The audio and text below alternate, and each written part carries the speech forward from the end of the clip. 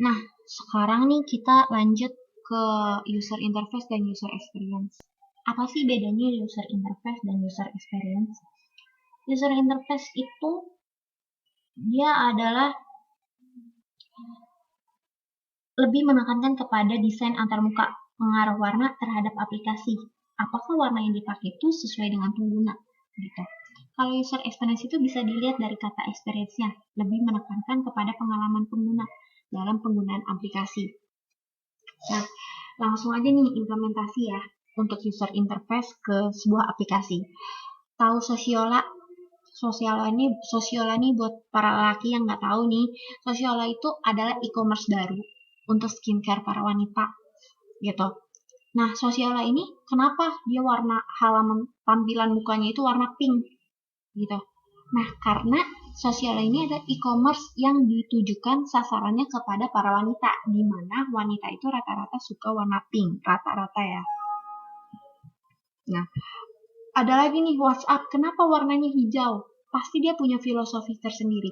Jadi user interface ini adalah penggunaan warna atau lambang dari suatu aplikasi itu yang pasti memiliki filosofinya untuk sasarannya, untuk tujuannya kemana gitu. Sedangkan user experience nih, user experience itu lebih ke pengalaman pengguna. Contohnya nih, kayak di dalam suatu aplikasi ada halaman menu pasti. Nah, biasanya halaman menu itu disimbolkan dengan garis 3 kan, garis memanjang 3. Atau halaman home, biasanya pakai simbol rumah. Atau nih, line nih sekarang, line kalau nggak salah. Pokoknya dulu tuh dia tampilannya untuk menu barnya itu di atas, tapi kenapa sekarang di bawah? Karena HP-HP sekarang itu kan lebar-lebar ya. Jadi lebih memudahkan pengguna itu dalam mengoperasikannya. Kayak gitu. Kalau untuk kayak gambar menu-menu itu kan pengalaman pengguna dari setiap aplikasi ya nggak jauh beda. Menu ya dilambanginnya pakai garis memanjang 3 ke bawah. Home pakai rumah gitu. Jadi yang familiar dilihat oleh para pengguna. Nah, itu user experience. Itu bedanya user interface dengan user experience. Nah, selanjutnya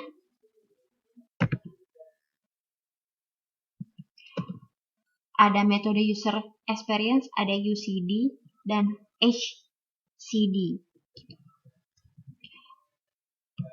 Terus ada pula model user experience. Nah, ini tuh disebut dengan design sprint atau sprint design. Apa sih maksudnya? Itu adalah suatu metode untuk membuat produk, konsep, dan prototipe dalam waktu 5 hari. Di mana si sprint design ini dia punya 5 tahapan. Ada understand, diverge, decide, prototype, dan validasi. Jadi kalau kita mau buat suatu produk, membangun suatu produk nih, nah itu kita harus melakukan 5 tahapan atau 5 langkah. 5 langkah yang harus kita lakukan. Yang pertama pahami, yang kedua kembangkan, yang ketiga putuskan, yang keempat membuat prototipenya, dan yang kelima itu validasi. Itu yang harus kita lakukan. Nah, buat pengertiannya itu maksudnya apa sih? Kita harus pahami. Jadi, kita harus memahami setiap komponen masalah yang ada di proyek kita, gitu, yang ada di proyek kita, gitu. Kita harus pahami dulu. Terus baru setelah kita paham, kita kembangkan. Kita harus mencari solusi dari permasalahan yang udah kita dapatkan dari pemahaman kita sebelumnya. Setelah kita kembangkan, setelah kita tahu solusinya, kita putuskan. Biasanya tuh seluruh anggota tim akan berdiskusi untuk menentukan ide-ide yang terbaik. Solusi-solusi yang udah didapetin sebelumnya nih di tahap kedua dikumpulkan, terus kita akan memutuskan solusi mana yang lebih baik kita gunakan. Setelah kita menentukan, kita harus membuat prototipenya. Maaf. Nah, langkah 3 ini kita membuat prototype. Biasanya kita dengan tim kita itu membuat produk yang akan kita rilis nantinya tuh mulai dari testernya gitu. Nah, ketika kita sudah membuat testernya nih, kita harus ke tahap selanjutnya yaitu validasi atau tahap terakhir. Validasi ini sangat penting kita lakukan. Kita harus dapat penilaian oleh end user gitu. Nah, end user di sini tuh harus yang pakar dalam produk yang kita produksi gitu, agar produk yang kita telah produksi itu dapat segera dirilis nantinya gitu, tanpa ada kekurangan ataupun kesalahan-kesalahan yang terdapat di situ gitu. Terus ada model experience. Nah, kalau di bagian 2 ini ada pengenalan struktur navigasi. Sebentar. Nah, struktur navigasi itu sebentar, sebelumnya ini ada link untuk unduh template-template IMK yang akan digunakan untuk pertemuan-pertemuan selanjutnya. Jadi template-nya bisa diunduh di link ini. Nah, ini gambaran dari struktur navigasi. Jadi struktur navigasi ini gambaran aktivitas atau langkah-langkah lah yang akan dilakukan dan yang akan tersedia di dalam aplikasi yang kita buat itu gitu. Jadi gambaran seperti flowchartnya gitu. Jadi ketika kita klik home, apa aja sih yang muncul gitu. Di dalam home itu ada apa aja sih gitu. Nah, home itu karena dia paling pertama, dia masuk ke dalam level 1 atau menu pertama. Ketika kita klik home, apa aja nih yang muncul? Ada promo, scan to pay, merchant, login, sama daftar. Itu masuk ke dalam submenu, ya kan, submenu dari menu pertama gitu. Nah, kita coba nih klik promo. Ternyata di dalam promo ada menu lagi. Itu dia masuk ke dalam level 3. Ada promo dan info. Nah, itu dia masuk ke dalam level 3. Ketika kita klik itu atau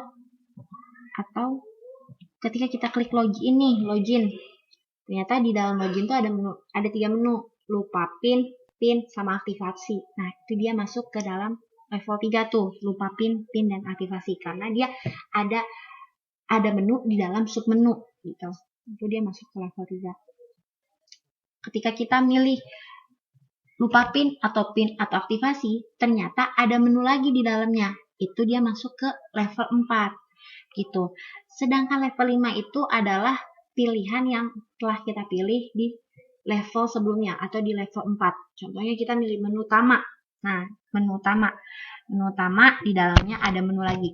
Pokoknya lebih singkatnya tuh struktur navigasi itu kayak flowchart gitu. Ketika kita klik ini, apa aja yang timbul. Nah, itu dia masuk ke level berapa gitu. Ada menu dalam menu gitu. Hanya saja di sini bahasanya dia memakai level atau tingkatan. Yang paling pertama yaitu dia masuk level 1. Berarti menu selanjutnya itu level 2 gitu. Dan selanjutnya level 3 dan seterusnya. Tergantung dengan perancangan si pembuat aplikasi tersebut, rancangannya seperti apa. Kayak gitu. Bisa dilihat lah pokoknya cara-caranya. Ada step-stepnya juga lumayan lengkap, lumayan jelas. Jadi bisa dilihat untuk pembuatan struktur navigasi itu seperti apa.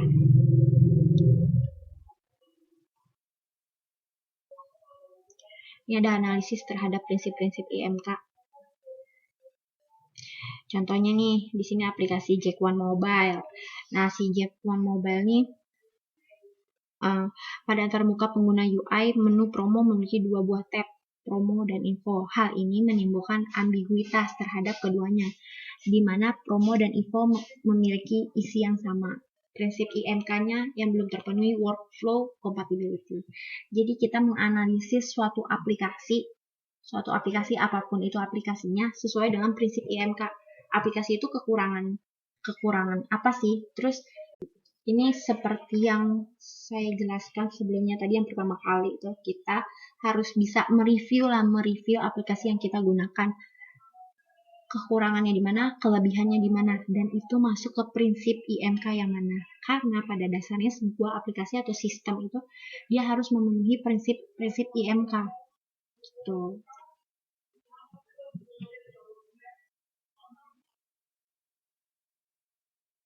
Ini ada lagi, merchant memiliki 2 buah tab, dekat saya dan lokasi, yang tidak saling terhubung. Keduanya tidak dapat memberikan interaksi lebih lanjut. Nah, ini kan penjelasannya ya. Nah, penjelasannya ini masuk ke prinsip IMK yang mana nih? Ternyata dia masuk ke prinsip IMK, product compatibility, workflow, dan ease of learning, dan ease of use. Gitu.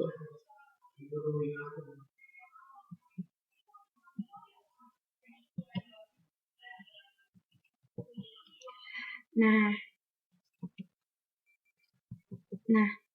ternyata sudah selesai penjelasannya.